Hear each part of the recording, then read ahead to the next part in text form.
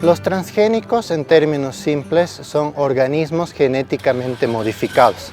Eso significa que mediante ingeniería genética se ha hecho cambios a un microorganismo o un organismo introduciendo genes de especies ajenas.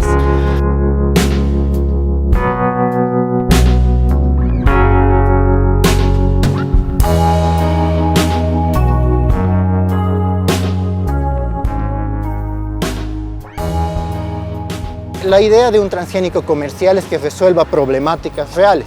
Por ejemplo, al tomate y a la fresa se le han introducido genes de un pez del Ártico, ¿ya? La platija ártica se llama.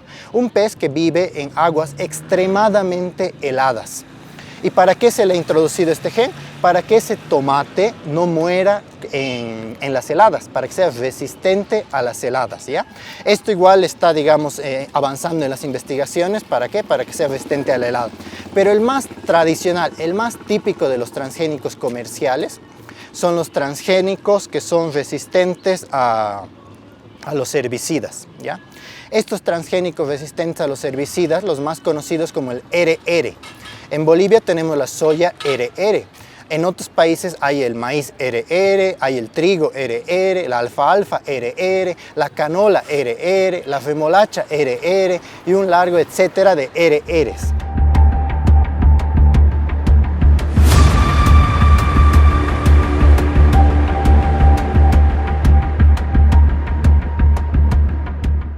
En el año 1999 se creó la Red por una América Latina Libre de Transgénicos porque fue Latinoamérica la región donde se evidenció la mayor expansión de los transgénicos.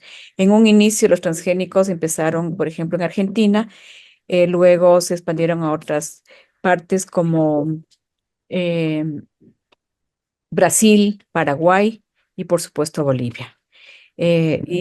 Posteriormente en Uruguay. Y el cultivo más extendido es la soya o soja, no sé cómo le dicen en Bolivia. Es la soya resistente a glifosato. ¿Cuál es el problema que tiene esto? O sea, cuando ya nos metemos con la alimentación, hay que recordar que estos transgénicos resistentes al herbicida nos lo comemos, ¿no ve? Y la idea, le han puesto una resistencia al veneno. El glifosato mata todo lo verde, ¿ya? Tú aplicas el glifosato a una parcela y se muere todo, menos las plantas que han sido modificadas en laboratorio para sobrevivir. Pero nosotros nos comemos esas plantas, esos cultivos. Y habría que preguntarnos, ¿será que nosotros también somos resistentes al veneno? Y ahí viene la siguiente, digamos, interrogante, ¿no ve? ¿Qué consecuencias tiene para la humanidad los transgénicos? ¿Por qué son tan combatidos por los agricultores en el mundo, por los pueblos campesinos en el mundo? Y para ver un poco cómo de combativos son, repasemos un poquito el caso de Europa. En Europa hay algo muy interesante que solamente en 2 países actualmente se cultivan transgénicos. Están mostrando que en Europa hay una tendencia a la baja del cultivo transgénico. Prácticamente no hay en ningún país. España es el único que aún tiene y cada vez es menos, cada vez se reduce más. Pero ¿por qué se reduce más? ¿Por qué esa resistencia? Ahí podemos empezar a hablar de lo que son las consecuencias. ¿Qué problemas tienen los transgénicos? Al menos podemos identificar consecuencias en 4 dimensiones. Cómo afectan a la salud, cómo afectan al medio ambiente y la biodiversidad, cómo afectan económicamente, el impacto económico y el impacto político que tienen los transgénicos.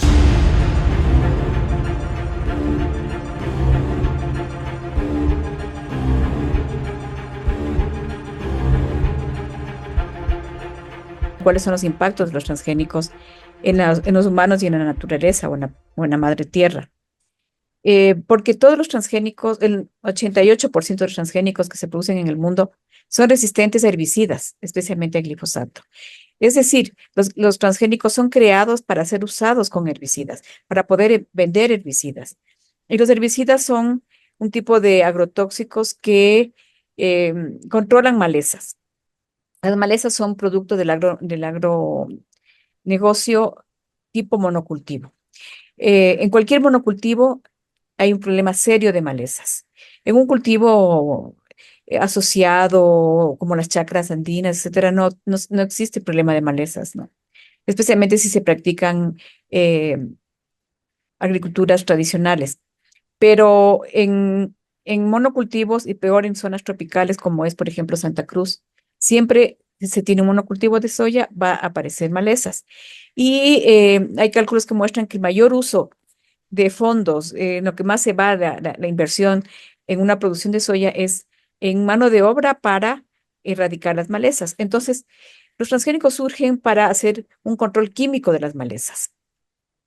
Eh, Esto hace que se ahorre muchísima mano de obra, que se desplace el trabajo rural y que se necesiten ocupar grandes territorios. Yo me imagino que en Santa Cruz los territorios ocupados por la soya son gigantescos. ¿Y por qué se necesitan grandes territorios? Porque la resistencia a herbicidas facilita la fumigación aérea. Entonces necesitan grandes territorios y de un solo monocultivo para que se justifique la inversión de contratar fumigaciones aéreas. Y con el tiempo, digamos, los cultivos transgénicos en América Latina, de soya, especialmente resistente al glifosato, se han hecho más mecanizados, se han hecho más digitalizados, utilizan imágenes de satélites. Entonces desaparece la figura del trabajador rural.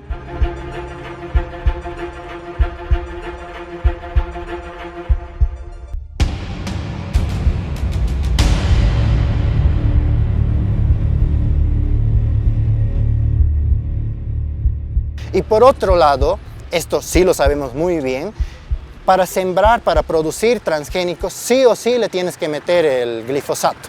Sí o sí tienes que usar herbicidas, pesticidas, tienes que usar sus fertilizantes químicos.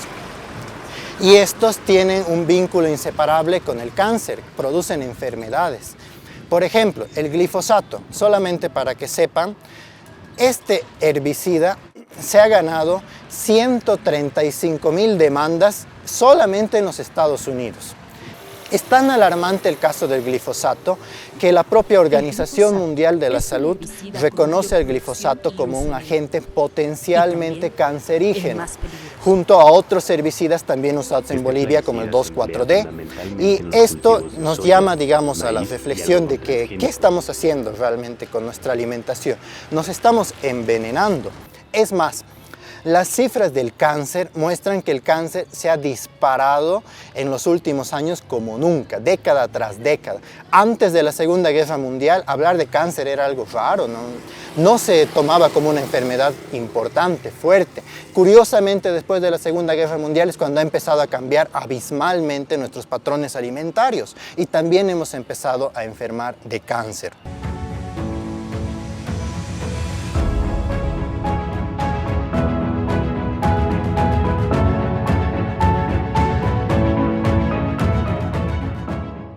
Y una cosa que nos llega mucho es el hecho de que va generándose deforestación. Por el mismo hecho que necesita grandes extensiones, los cultivos transgénicos son deforestadores netos. Y esa es una de las causas que produce uno de los impactos gravísimos que tenemos en América del Sur, que son los incendios forestales.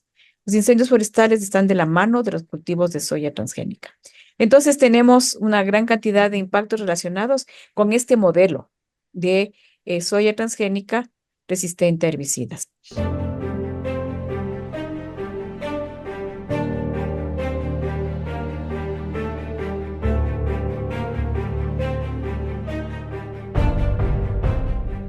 No hay ninguna norma que regula la comercialización de glifosato. Eso más bien debería ser una lucha, una agenda de las organizaciones sociales, de que estos componentes tan tóxicos no deberían ser pues comercializados. Volviendo a esta investigación que han hecho, esta investigación muestra que hay componentes agrotóxicos y plaguicidas que se utilizan en Bolivia que son prohibidos en más de 30 países. Imagínense, más de 30 países que los prohíben y se comercializan en Bolivia. Es una atrocidad simplemente.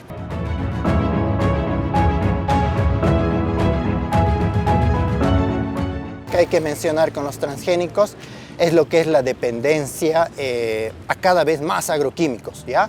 Y ahí entramos en las mentiras que nos dice el agronegocio. El agronegocio nos dice que con la semilla transgénica no vamos a necesitar más agroquímicos. Es suficiente por el glifosato porque eso va a matar todo lo demás, todo lo verde y va a sobrevivir la planta y los insecticidas que necesitan. Pero ¿qué muestra la realidad? Los datos muestran que el consumo de agroquímicos se ha disparado, ha subido 4 veces más en los últimos 10 años en Bolivia. Investigaciones en Argentina muestran que en un inicio se usaba 3 litros de glifosato por hectárea de soya y actualmente usamos 20 litros de glifosato por hectárea de soya. ¿Y cuál es el problema con esto? Es que esto conlleva a que cada vez aparezcan más supermalezas y superplagas, porque la naturaleza está viva, la naturaleza combate, resiste. Eso implica que los organismos evolucionan y se adecúan al entorno, se adecúan a ese entorno hostil. Y por tanto ya no es suficiente los mismos 3 litritos que usabas para eliminar una plaga.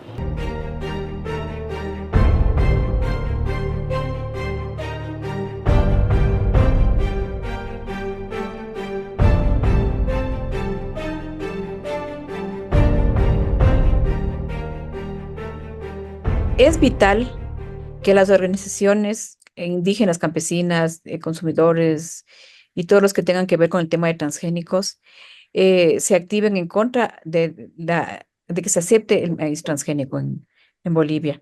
Yo me acuerdo que en el 2020 ya hubo un intento y la gente se movilizó porque los transgénicos lamentablemente es una especie de camino sin salida. Una vez que los campesinos comienzan a adoptar los transgénicos o las grandes empresas, es muy difícil erradicarlas. Y el maíz y la papa son 2 cultivos importantísimos para el mundo andino, para las economías campesinas, para nuestra alimentación, ¿no? Eh, los 2 cultivos son vitales. Yo me acuerdo que hace años una organización de investigación en Bolivia quiso introducir la papa transgénica, quiso hacer unos experimentos y la gente se opuso. Coincidió con la guerra del agua.